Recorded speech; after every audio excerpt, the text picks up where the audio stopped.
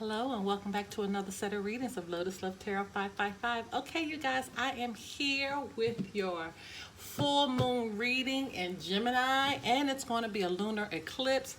Make sure you check out the end of your reading, as I'm going to give you specific information about the energies that we can experience, that we're going to experience during this time, okay? And a little bit more about the full moon that's coming in.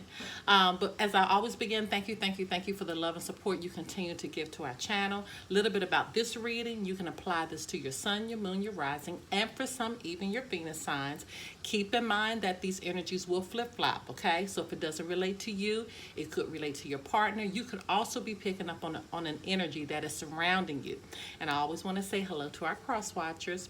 Keep in mind we are slating this reading for the full moon, but this could have been something that happened 3 months ago, could be something that's going on right now, could be something that's going to be coming in the near future, okay? Could even be something that happened last year, so always keep that in mind.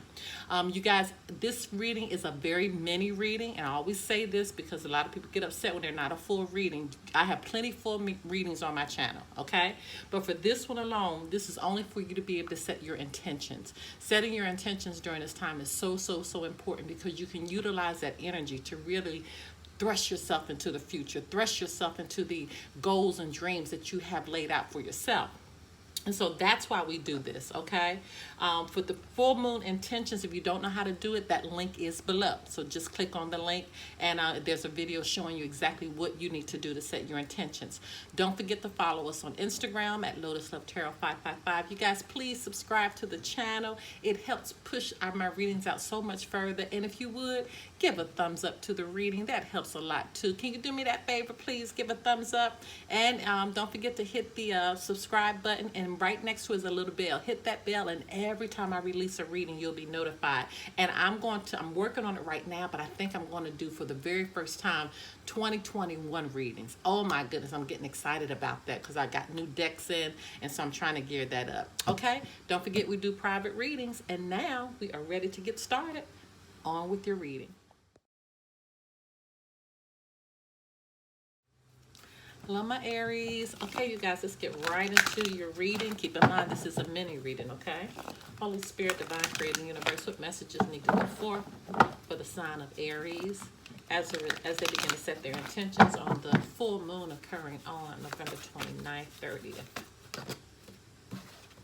2020. All right.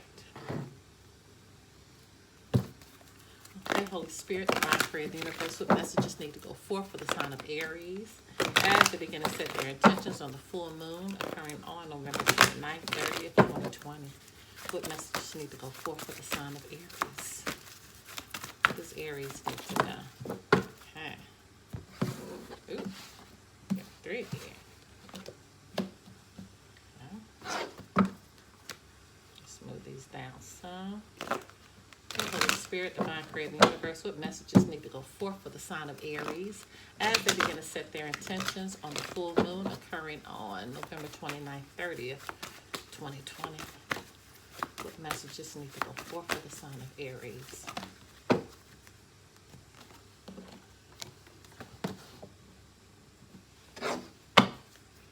Okay, Holy Spirit, Divine Creator, the Universe, what messages need to go forth for the sign of Aries as they begin to set their intentions on the full moon occurring on November 29th, 30th, 2020. What messages need to go forth for the sign of Aries?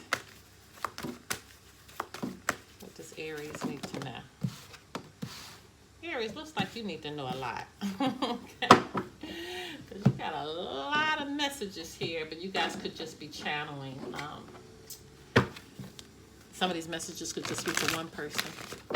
Holy Spirit, Divine Creator, the Universe, what messages need to go forth for the sign of Aries as they begin to set their intentions on the full moon occurring on November 29th, 30th, 2020. Ooh. Wow, that just like literally floated out. All right, so let's see what's going on. Aries, first card out. Love yourself first. Wow. Your self-respect makes you more romantically attractive. Some of you are not respecting yourself. You're doing something, you're behaving in a way that's not respectful. You're not loving yourself. You're hurt. I feel like some of you actually, you're making steps, you're doing things to really hurt yourself.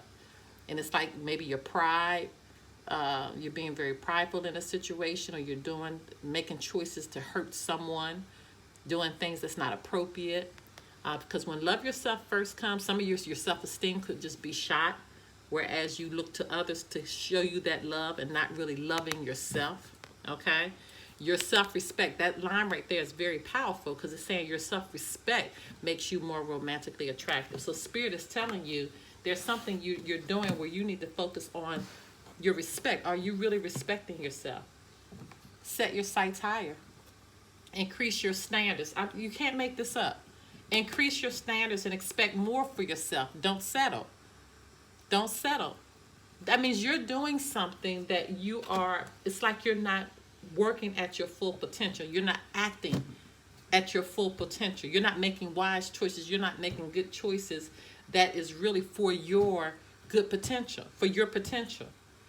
And I keep feeling like you're doing something that's kind of bringing you down on the totem pole. And again, this is a soulmate relationship. You're learning a lesson right now. New romance with a spiritual basis is here for you now. But I feel like whatever's going on here, a soulmate is a relationship where you learn a lesson. I feel like the lesson is not being learned. That you're refusing to not learn the lesson, and that's why your self-respect is affected. And that's why Spirit is saying you need to set yourself higher. You need to have your standards higher. You need to expect more for yourself. I feel like it's like your mother saying, you know better than that. That's how I'm feeling, like somebody, like Spirit is saying, you know better than that, because you're not getting the lesson. You're in a relationship. You have purposely been placed with somebody to learn a lesson, and this is getting you down. That's why Spirit is saying you need to stay optimistic. Your dreams are coming true, but don't quit right before the miracle occurs. What this means is that stay optimistic and doing the right thing. And you're quitting and you're putting matters in your own hand, and that's what is making you lose self-respect for yourself and not have high standards. This is what the problem is. You need to stay focused and know that everything is happening for your higher good. God always put things in place for your higher good. Spirit would always put things in place for your higher good. But you don't believe that. But that's when you take matters in your own hand. And this is when things happen for you. Oh my God. God is in charge. This is a reminder to you that God is in charge. Stop trying to do things yourself. You don't have faith that God is, because you don't want it to work out the way God knows. You know God is wanting this to work out another way, and it's your pride that's keeping you back. It's your pride that's holding you back, because you want it to go a certain way. And God is reminding you, I'm in charge. God is saying, I'm in charge of this. Let go of your fear now. Yeah, you're afraid. You're afraid because you know for things to turn out the way that they're supposed to, it's going to put you in a position of acting right and doing right, and really how you should have been behaving from the beginning. And, again, if this is not for you, Aries, then this might be your cross watcher. But somebody really is having their coattail pulled. It's like you're being. It's like your spirit is saying, listen, I need you to sit down and act right. And I don't know who this is for. Holiday. The answer you're looking for can be found during a vacation, retreat, or holiday getaway. Something's going to be going on, or something. We're just coming out of Thanksgiving holidays. For some of you, something happened during this holiday time. Something happened, or you might be planning something, but it's something as significant as happening around a holiday. Something where Spirit is reminding you that everything's okay. Don't worry, it's all working out in a beautiful way. But you have to get the lesson. Your Spirit is reminding you that it is okay. It's going to work out in a beautiful way, but you have to let your guard down. Spirit is telling you to look for a sign. Spirit is giving you a sign. Spirit is telling you what you need to do. Wow. Oh my goodness, you guys. All right. If you want to do a private reading, information pertaining to that can be found below. Until next time. Bye-bye. Wow. Hello, you guys. Okay, I am here to give you a little bit more information about this full moon, this lunar eclipse that's going to be in 8 degrees of Gemini. And considering where you are, it's going to be coming in even in the late evening hours of November 29th or November 30th. Okay, so just considering where you are on the planet. But just a little bit about this eclipse. Eclipses are one of the most important cosmic events that we can experience. Okay, they signal big endings and beginnings and usher in change. So keep that in mind, that a huge change is going to happen during this time. Now, during eclipse season, and especially with an unprecedented 7 in the past year, the motto is expect the unexpected. Oh my goodness, expect the unexpected. Now, the partial full moon eclipse in Gemini is the second to last eclipse before the end of 2020.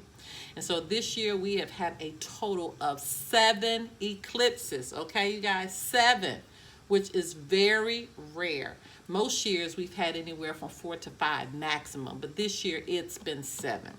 And this is a penumbral eclipse, meaning that it only appears a little darker than usual as opposed to a full or total eclipse like the solar eclipse that we'll see on December 14th in the sign of Sagittarius. But the effect from the partial eclipse isn't as intense as the full one, though the impact is still going to be felt, especially for those who have personal planets in the signs of Gemini or Sagittarius.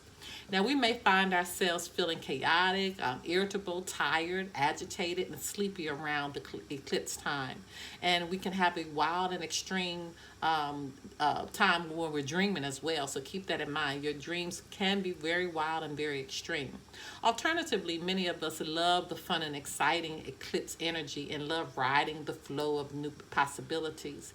And we are each so unique. So you're going to feel it into yourself. You're going to feel it deep within yourself, these changes and excitement.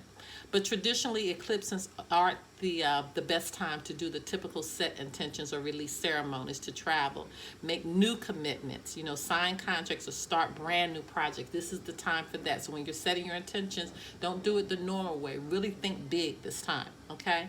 And it's best to rest, meditate, pray, and tap into your energy around this eclipse time as well. If possible, wait to sign contracts or make firm commitments until a few weeks past the eclipse season. So always keep that in mind. Now, when new relationships, contracts, or projects begin during eclipse season, they often carry the energy of the eclipse and can feel chaotic over the long term. So always keep that in mind. I know in ancient astrology, eclipses were very feared and people were warned not to venture out, get married, or do much around eclipse times. And it can feel like a deeply spiritual time when the veil is thin. Insights are strong and intuition should be heightened.